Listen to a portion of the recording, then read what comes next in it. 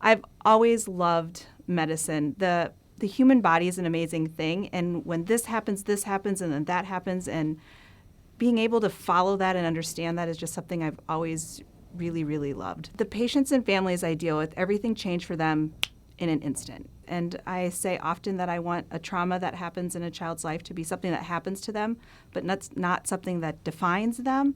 And I don't want it to define the family either. So I try to normalize a lot of that. So if I'm able to be there when they're in the emergency department, I had an 8-year-old child that came in. And when we rolled him to do his back exam, what I could do is I could be there right in his face and say, "You're doing great." The parents on the flip side, they just need someone to explain what's happening in clear terms.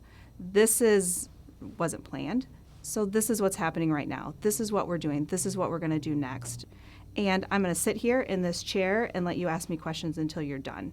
And if you don't have any more questions, I'm going to give you a piece of paper and you're going to write them down. And the next time I see you, I will sit in this chair with you until you know what you want to ask. In this role, I get this continuity that I never thought I would have.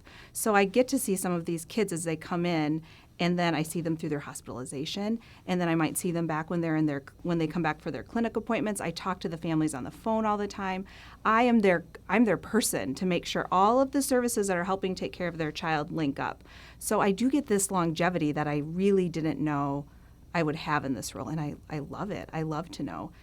This facility, though, the multidisciplinary work that can be done here is second to none. I've got all of these amazing people. I think we're in Iowa and we don't talk ourselves up very much because that's what Midwesterners do. We don't say what we do well, but we do a lot of things really well here. And it's nice to be able to lean on all of that expertise to make our care the very best that it can be.